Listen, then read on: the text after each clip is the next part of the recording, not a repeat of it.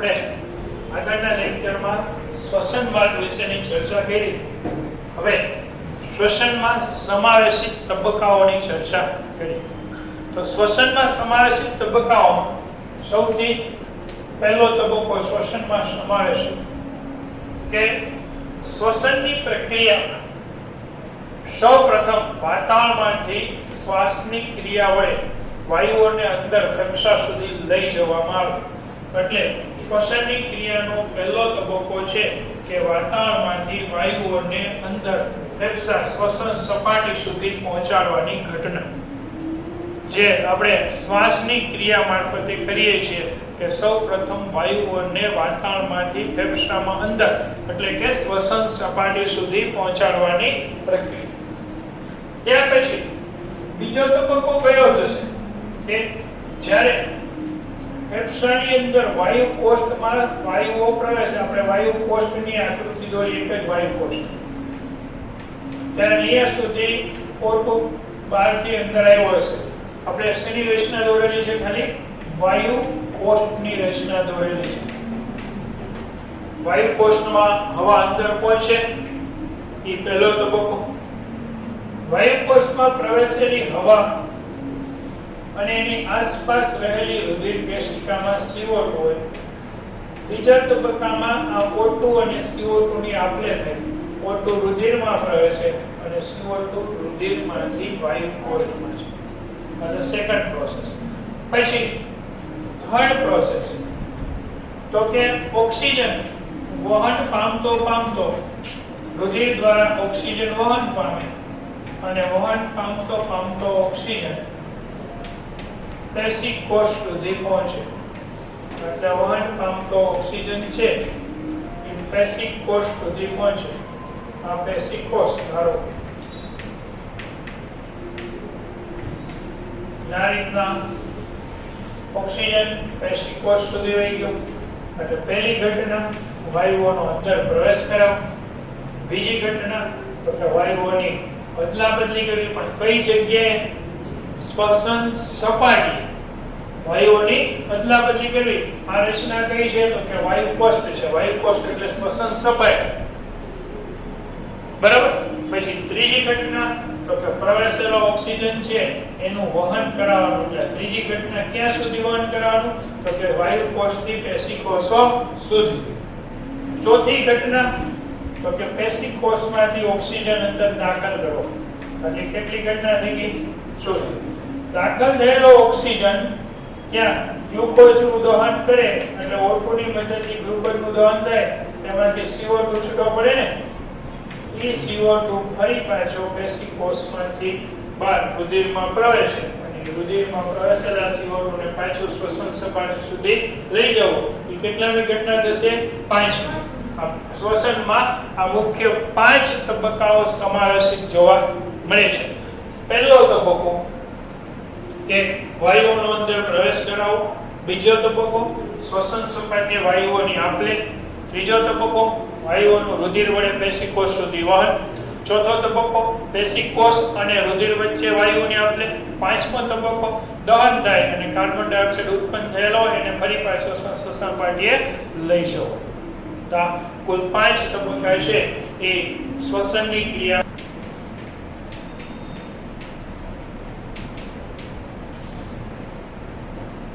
શ્વાસોશ્વાસ મુખ્યત્વે 2 શબ્દ દ્વારા જોડાઈને બનેલો છે. શ્વાસ, ઉચ્છ્વાસ. શ્વાસ એટલે વાતાવરણની હવાને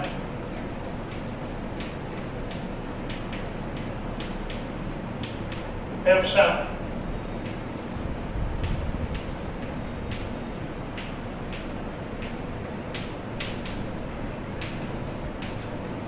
અંદર ખેંચી લાવવાની ક્રિયા. વાતાવરણની હવા ફેફસામાં અંદર ખેંચી લઈ આવવાની જે પ્રક્રિયા છે એને કહેવાય છે શ્વાસ. અને ઉચ્છ્વાસ તો ફેફસાની અંદર રહેલી હવાને વાતાવરણમાં બહાર ધકેલવાની પ્રક્રિયાને ઉચ્છ્વાસ તરીકે ઓળખવામાં આવે છે. ફેફસામાંથી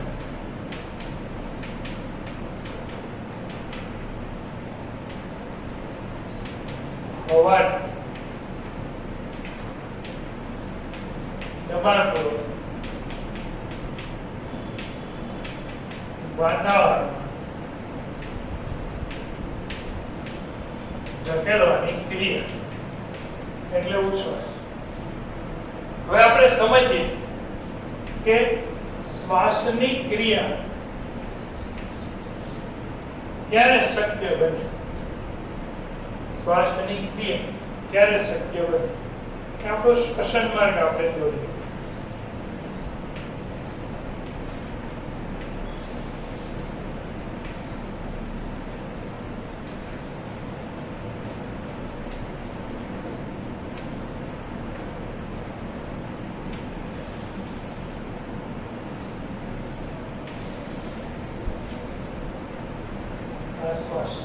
શ્વસન માર્ગ.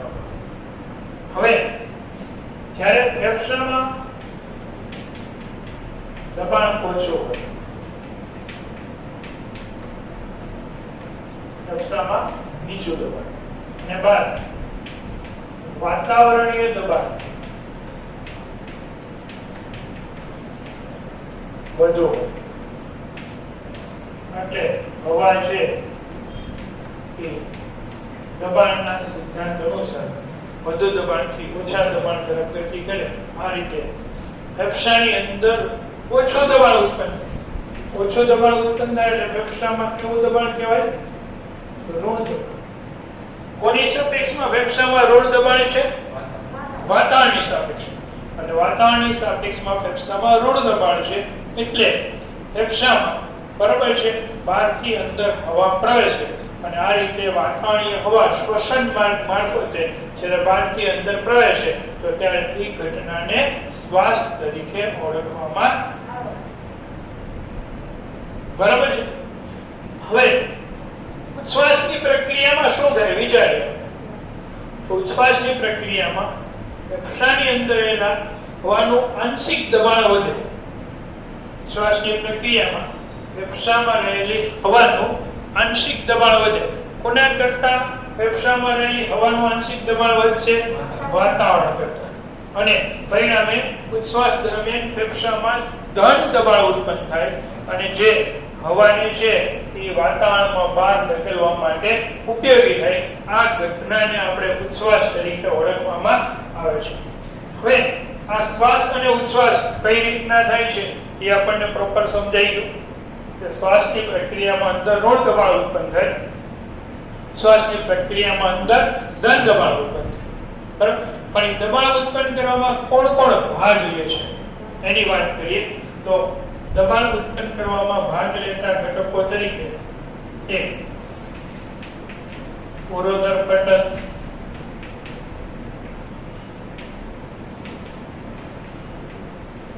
અંતરપાસળી સ્નાયુઓ, પાસળીની વચ્ચે બાહ્ય અંતરપાસળી સ્નાયુઓ, પાસળી બે રિબ્સ હોય, બે રિબ્સની વચ્ચે ગોઠવાયેલા સ્નાયુઓ છે અને બહારની સપાટી પર અંદરની તરફ ગોઠવાયેલા સ્નાયુઓ બાહ્ય અંતરપાસળી સ્નાયુઓ તરીકે ઓળખવામાં આવે છે. એટલે પાસળી હોય અને બહારથી જોડાયેલા હોય અને વચ્ચે પણ જોડતા હોય. બહારથી જોડાતા હોય બાહ્ય પાસળી સ્નાયુ, વચ્ચે જોડતા હોય એને શું કહેવાય? અંતરપાસળી સ્નાયુ. હવે ઉચ્છ્વાસ શ્વાસની ક્રિયા દરમિયાન બનતી ઘટના કે પહેલે પાસળી પિંજરનો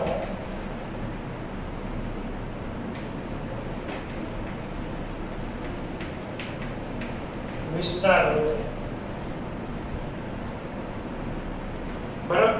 પાસળી પિંજરનો વિસ્તાર વધે એટલે પુરુષીય ગુહાનું કદ વધે. કારણ કે આંતરપાસળી સ્નાયુઓ બહારની તરફ સંકોચન, બાહ્ય અને આંતરપાસળી એના સંકોચનને કારણે એ પાસળી પિંજરને બહાર અને ઉપરની તરફ લઈ આવશે. એટલે પાસળી પિંજર બહાર આવે ઉપરની તરફ. જ્યારે ઉરોદર પટલ આમ હોય એ સપાટ બને, એટલે ઘુમટ આકારનું ઉરોદર પટલ હોય સપાટ બને, પાછલી પિંજર આગળની તરફ અને ઊંચું આવે એટલે અંદર રહેલું પોલાણ શું થશે? મોટું. એટલે પરિણામે અંદર રહેલું પોલાણ મોટું થાય એટલે ફેફસા ઉપરનું આંશિક દબાણ લાગતું હોય શું થાય? ઘટે. એટલે ત્યાં ઋણ દબાણ ઉત્પન્ન થાય ને, અને જે ઋણ દબાણ બહારથી હવાને અંદર પ્રવેશવા માટે ઉપયોગી થાય. આ ઘટના એટલે શું થઈ ગયું? શ્વાસ. બરાબર. એટલે ઉરોદર પટલના સ્નાયુઓનું સંકોચન, આંતરપાર્શ્વી બાહ્ય આંતરપાર્શ્વી સ્નાયુઓનું સંકોચન થાય. ઉરોદર પટલ ઘુમટ આકારે હોય, એના સ્નાયુઓ આમ ખેંચાય એટલે ઉરોદર પટલ સપાટ બને. પાછલી પિંજર છે બહારની તરફ ખસે અને ઉપર આવે. બરાબર છે? પુરોસ્થી અને પાછલી પિંજર બહાર અને ઉપરની તરફ આવે એટલે જે અંદરની ઉરસ્ય ગુહા છે એનું કદ મોટું થાય. એ કદ મોટું થાય એટલે ફેફસા ઉપર ત્યાં રહેલી દબાણ છે ઘટે એટલે ફેફસામાં ઋણ દબાણ સર્જાય જે બહારથી હવાને અંદર ખેંચી લાવે. અને આ રીતે શ્વાસની પ્રક્રિયા છે એ ફેફસામાં થતી જોવા. ઉચ્છ્વાસમાં કરતા ઊંધી પ્રક્રિયા છે. શ્વાસની અંદર ઉરોદર પટલ સપાટ બને, ઉચ્છ્વાસમાં સંકોચાયેલા ઉરોદર પટલનું શિથિલન થાય. આંતરપાર્શ્વી સ્નાયુઓ છે એ શિથિલન પામે એટલે ઉરસ્ય ગુહાનું કુલ કદમાં શું થાય? જો પહેલા વધારે હતું હવે આમ થશે, આમ આવશે, ઉરસ્ય ગુહાનું કદ ઘટે. ઉરસ્ય ગુહાનું કદ ઘટે એટલે દબાણ કોના ઉપર લાગે? ફેફસા ઉપર. પરિણામે ફેફસામાં ઘન દબાણનું સર્જન થાય અને એના પરિણામે બરાબર છે એ વાયુઓ શું થતા હોય છે? બહાર નીકળે. અને ઉચ્છ્વાસ છે ને એ નિષ્ક્રિય પ્રક્રિયા છે. આરતી દરમિયાન શક્તિ વાપરવી નથી પડતી. આ બધા સ્થિતિ સ્થાપક હોય એટલે મૂળ સ્થિતિ પ્રાપ્ત કરતે શ્વાસ કરવા માટે સંકોચન કરવું પડે એટલે એ સક્રિય પ્રક્રિયા થાય. જ્યારે ઉચ્છ્વાસ છે એ કેવી પ્રક્રિયા થાય? નિષ્ક્રિય પ્રક્રિયા થાય છે. હવે આપણે જોયું કે જે શ્વાસોશ્વાસની પ્રક્રિયા થાય છે એ શ્વાસોશ્વાસની પ્રક્રિયામાં પાછલી પિંજર, ઉરોદર પટલ, પાછલી પિંજર સાથે સંકળાયેલા બાહ્ય અને આંતરપાર્શ્વી સ્નાયુઓ છે એ ભાગ લેતા જોવા મળે છે. પણ ઝડપી શ્વાસોશ્વાસની પ્રક્રિયા જ્યારે થાય ત્યારે ગરદન પ્રદેશ અને ઉદર પ્રદેશના સ્નાયુઓ પણ ભાગ લેતા જોવા મળે છે. જ્યારે ઝડપી શ્વાસોશ્વાસની ઘટના થાય ત્યારે ગરદન પ્રદેશ અને ઉદર પ્રદેશ એના સ્નાયુઓ પણ ભાગ લેતા જોવા મળે છે. હવે માણસ સામાન્ય રીતે સ્વસ્થ મનુષ્ય છે એ 1 મિનિટમાં 12 થી 16 વખત શ્વાસોશ્વાસની પ્રક્રિયા દર્શાવી શકે. સ્વસ્થ મનુષ્ય 1 મિનિટમાં 12 થી 16 વખત શ્વાસોશ્વાસની પ્રક્રિયા છે એ દર્શાવે છે. એટલે 12 થી 16 વખત શ્વાસ લેવાય અને 12 થી 16 વખત ઉચ્છ્વાસ લેવાય.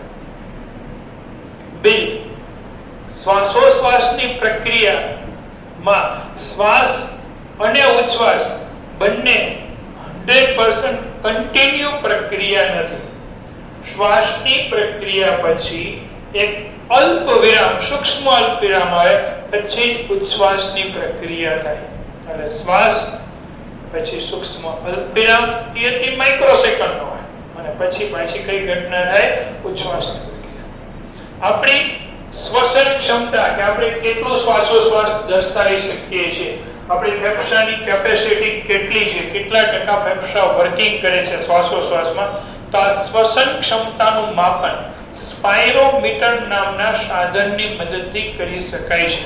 આપણી શ્વસન ક્ષમતાનું માપન કોની મદદથી થઈ શકે છે?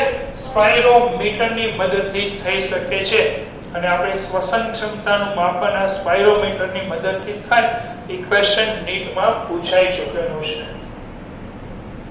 હવે શ્વસન ક્ષમતા અને કદ ત્યાર પછીનો ટોપિક છે આપણો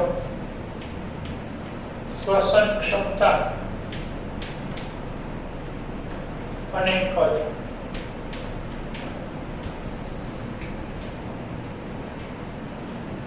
જુદા જુદા તબક્કાઓ આ ઘટનામાં સંકળાયેલા છે.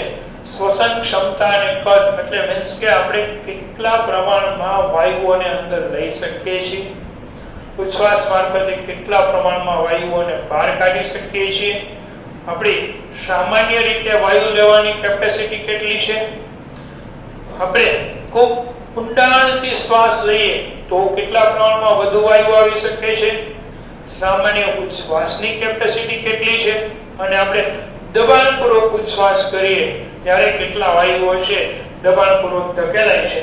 આ સમગ્ર વાયુઓની જે શ્વાસ ઉચ્છ્વાસ, સામાન્ય શ્વાસ, સામાન્ય ઉચ્છ્વાસ, ઊંડો શ્વાસ, દબાણપૂર્વકનો ઉચ્છ્વાસ, એ દરમિયાન ટોટલ કુલ કેટલા વાયુઓનું આપલે કરી શકાય છે આ બાબતને કહેવામાં આવે છે શ્વસન ક્ષમતા અને એનું કદ. વાયુઓની કુલ કેટલી આપણે કરી શકીએ છીએ એમાં સૌથી પહેલો મુદ્દો આપેલો છે ટાઇડલ વોલ્યુમ.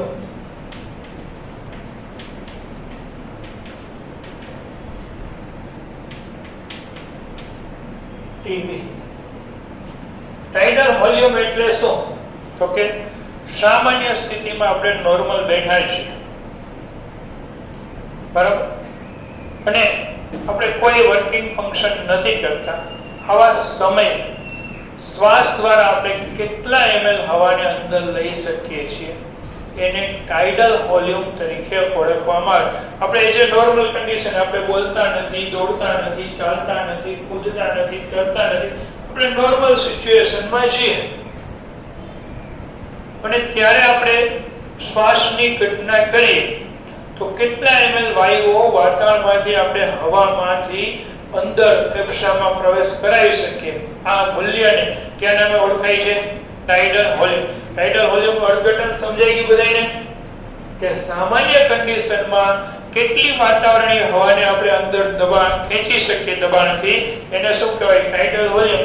અને ટાઇડલ વોલ્યુમનું મૂલ્ય છે 500 ml વાયુઓ આપણે અંદર લઈ શકીએ. સામાન્ય શ્વાસની ક્રિયા દ્વારા આપણે 500 ml જેટલા વાયુઓ અંદર લઈ શકીએ છીએ. એક વખતનો શ્વાસ લઈ એટલે લગભગ near about અડધો લીટર વાયુ અંદર વહી જાય. 500 ml એટલે અડધો લીટર કહેવાય ને? હા કે ના? એટલે 500 ml વાયુઓ અંદર પ્રવેશે. તો 1 મિનિટમાં કેટલા વાયુઓ પ્રવેશે? તો કે સાહેબ કેમ કરો? તો કે આપણે હમણાં ભણ્યા કે 1 મિનિટમાં કેટલા શ્વાસ લઈએ છીએ આપણે? 12 થી 16. તો એ 12 થી 16 ને 500 વડે ગુણી નાખીએ તો 1 મિનિટમાં કેટલા શ્વાસ થાય? તો કે 12 ગુણ્યા 5 એટલે 6000 થી 8000 જેટલા ml વાયુઓ 1 મિનિટમાં આપણે શ્વાસ દ્વારા અંદર લઈ શકીએ અને આને ટાઇડલ વોલ્યુમ અથવા તો કુલ જથ્થા તરીકે ઓળખવામાં આવે છે. હવે ત્યાર પછી આપણે જોઈએ ઇન્સ્પાયરેટરી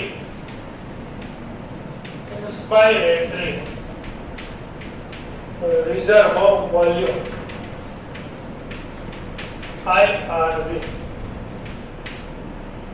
500 ml હવા. ટીવીમાં પહેલા વાત કરીએ તો સામાન્ય શ્વાસ અને ઉચ્છ્વાસ દરમિયાન થતી વાયુઓની આપણે છે. ઇન્સ્પિરેશન ત્યાર પછીની વાત કરીએ ઇન્સ્પાયરેટરી reservoir volume.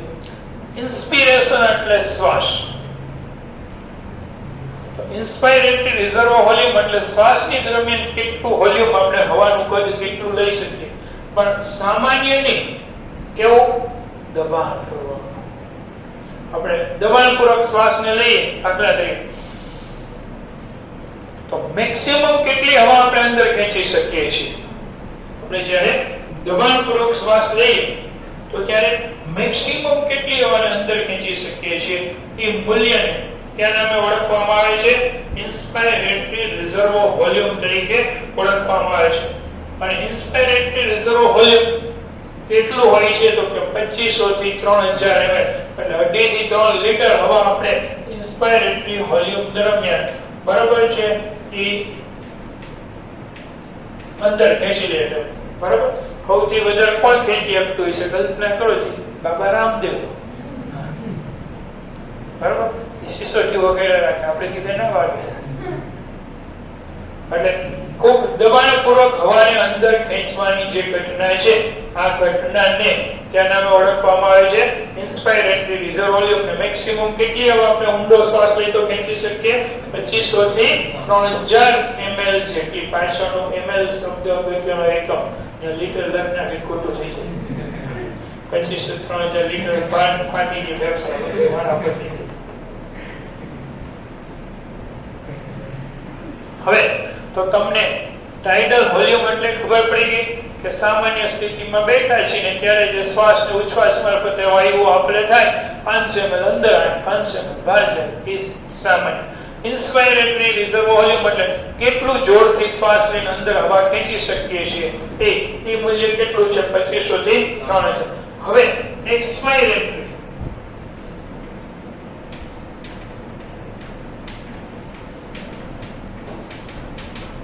રિઝર્વ એને ERV તરીકે ઓળખાય. એક્સપિરેશન એટલે ઉચ્છ્વાસ, ઇન્સ્પિરેશન એટલે શ્વાસ અને એક્સપિરેશન એટલે ઉચ્છ્વાસ.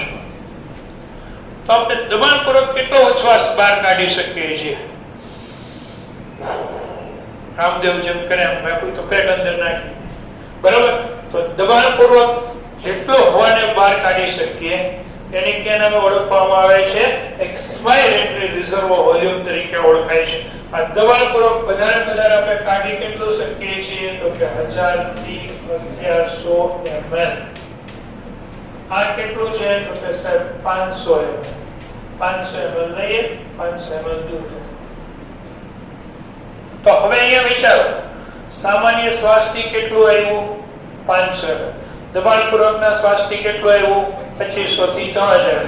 તો કુલ કેટલું આવ્યું 3000 થી 3500. મેક્સિમમ આપણે શ્વાસમાં કેટલી હવા અંદર લઈ શકીએ તો કે મેક્સિમમ હવા ખેંચવાની કેપેસિટી આપણી 3000 થી 3500 ml સામાન્ય શ્વાસ અને બરાબર છે ઇન્સ્પાયરેટરી રિઝર્વ વોલ્યુમ બંને. અને મેક્સિમમ બહાર કાઢવાની ક્ષમતા કેટલી તો કે 1000 અને 500 બહાર નીકળશે ને, તો 1500 થી 1600 મેક્સિમમ બહાર નીકળે. એનું અર્થઘટન કે જ્યારે આપણે મેક્સિમમ હવા અંદર લીધી, બરાબર, અને મેક્સિમમ હવા બહાર કાઢી તો બધી જ હવા બહાર નીકળતી, કેટલીક હવા તો અંદર રહી જાય છે ને, અને જે હવા અંદર રહી જાય છે એને કહેવાય છે રિઝર્વ વોલ્યુમ. અને ફેફસા ત્યારે સંપૂર્ણપણે વાયુ વગરના થાય. આપણે શ્વાસ ઉચ્છ્વાસ કરીએ તો ફેફસા કોઈ દિવસ સંપૂર્ણ હવા વિહીન ખાલી થતા નથી, નકર ફેફસું ચોટી જાય, બરાબર? એટલે ફેફસામાં અનામત હવાનો જથ્થો ભરેલો જ હોય છે. તો કેટલો અનામત હવાનો જથ્થો ભરેલો હશે એ તમે કોઈ કહી શકશો? તો ફેફસામાં આ રહેલી અનામત હવાનો જથ્થો છે એ કેટલો હોય છે 1000 થી 1200 ml, જેને રિઝર્વ વોલ્યુમ કાયમી માટે ફેફસામાં 1000 થી 1200 ml જેટલી હવા છે એ ભરેલી જોવા મળે છે. આટલા આપણે બધા યાદ રાખવાના છે.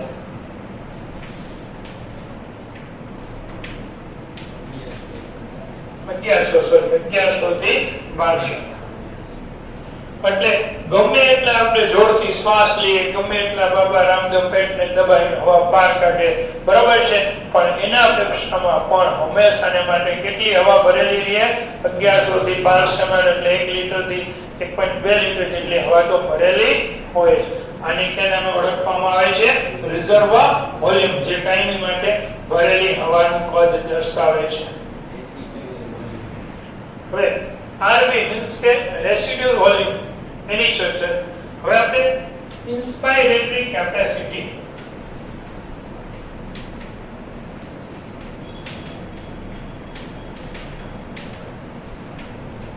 તો ઇન્સ્પાયરેટરી કેપેસિટી એટલે શું?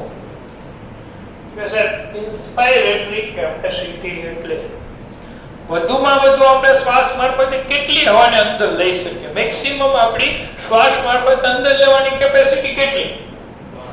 તો કે સાહેબ આ બેના સરવાળા જેટલી.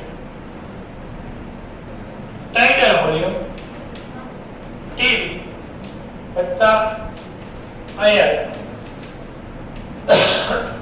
500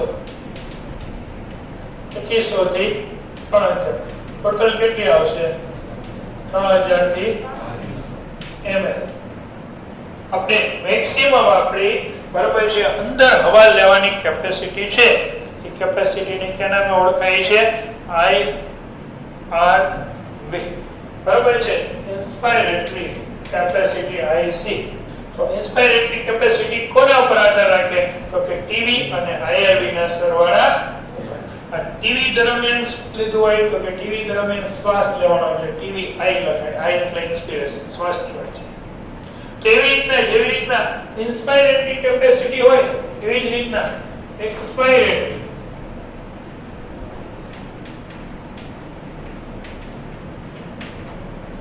અને EC કેપેસિટી. તો વિચારો કે એક્સપાયરેટરી કેપેસિટી શું હશે? આપણે સામાન્ય ઉચ્છ્વાસ અને દબાણપૂર્વકના ઉચ્છ્વાસ દ્વારા કેટલી હવાને બહાર કાઢી શકીએ છીએ એને શું કહેવાય? એક્સપાયરેટરી કેપેસિટી. તો આપણે દબાણપૂર્વકના ઉચ્છ્વાસ એટલે આનો સરવાળો ટીવી વત્તા ERV નો સરવાળો થાય. તો ટીવી અને ERV એટલે આના બરાબર અહીંયા આપણે લખી નાખીએ પેલા ટીવી વત્તા IRV. અહીંયા ટીવી વત્તા ERV. અહીંયા ઇન્સ્પિરેશન છે એક્સપિરેશન છે એટલે તો ટીવી નું મૂલ્ય કેટલું હોય? 500 ml. એનું મૂલ્ય કેટલું છે? 1000 થી 1100 ml. કુલ કેટલું થાય? 1500 થી 1600 ml હવા આપણે બહાર કાઢી શકીએ. દાખલ મેક્સિમમ કહી શકીએ 3000 થી 3500 ml અને મેક્સિમમ બહાર કાઢી શકીએ એ હવા 1500 થી 1600. ખ્યાલ આવી ગયો? આને કહેવાય છે એક્સપાયરેટરી રિઝર્વ વોલ્યુમ તરીકે ઓળખવામાં આવે છે. ત્યાર પછી FRC ફંક્શનલ રેસિડ્યુઅલ વોલ્યુમ. બરાબર છે? FRC એટલે શું એની વાત કરીએ.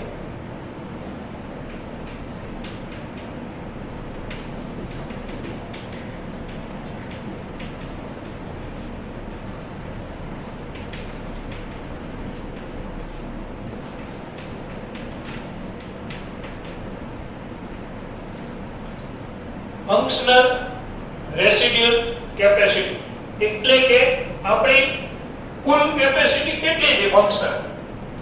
શ્વાસ લઈએ, સામાન્ય શ્વાસ લઈએ, સામાન્ય ઉચ્છ્વાસ કરીએ, દબાણપૂર્વકનો શ્વાસ લઈએ, દબાણપૂર્વકનો ઉચ્છ્વાસ કરીએ, એ બધું આપણે ભેગું કરીએ. સામાન્ય શ્વાસ, સામાન્ય ઉચ્છ્વાસ, દબાણપૂર્વકનો શ્વાસ, દબાણપૂર્વકનો ઉચ્છ્વાસ, એને ક્યાં નામે ઓળખવામાં આવે છે? ફંક્શનલ રેસિડ્યુઅલ કેપેસિટી તરીકે ઓળખવામાં આવે છે.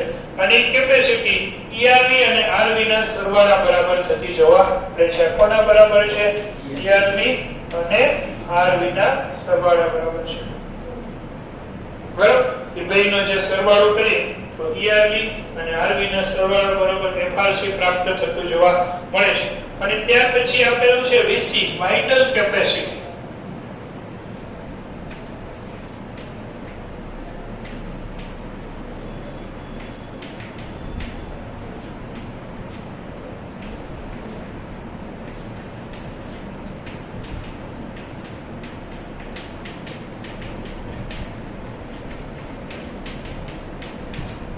અને TLC. બરાબર છે? તો VC એટલે શું? Vital capacity. વાઇટલ કેપેસિટી નો મીનિંગ શું છે? તો કે આપણે કુલ કેટલી હવા અંદર બહાર શ્વાસ ઉચ્છ્વાસ કરીએ એને VC તરીકે ઓળખવામાં આવે છે. એટલે VC એટલે ERV, IRV અને IV એ બધાનો સરવાળો એટલે એને કે નામ ઓળખવામાં આવે છે? વાઇટલ કેપેસિટી તરીકે ઓળખવામાં આવે છે. અને ટોટલ લંગ કેપેસિટી ચારે ચારનો સરવાળો કરી નાખીએ એટલે એને કે નામે ઓળખાય છે? ટોટલ લંગ કેપેસિટી TLC તરીકે ઓળખવામાં આવે છે. તો આ કુલ કેટલી હવાનું પદ આપણે અંદર બહાર કરી શકીએ છીએ. બરાબર છે? આ આખું શ્વસન ક્ષમતા તરીકે ઓળખાય છે અને આપણે ચાર્ટની મદદથી પણ સમજી શકીએ.